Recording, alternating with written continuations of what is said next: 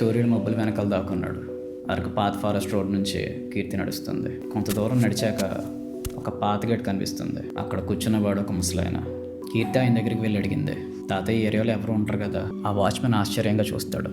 భయంతో voice break అవుతుంది. దాని గురించి మాట్లాడకమ్మా, అది మంచిది కాదు. కీర్తి గట్టిగా అడుగుతుంది, please I just want to know. 1997 October 17 ఆ రోజు హిల్ స్లైడ్ అయింది.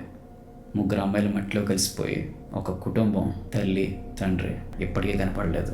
నెక్స్ట్ పేజ్లో ఒక మ్యాప్ ఉంది. దాని మీద చిన్న క్రాస్ మార్క్. ఆ క్రాస్ మార్క్ చూసిన కీర్తి వాచ్మెన్ మాటలు వినకుండా ఆ హిల్ వైపే వెళ్తుంది.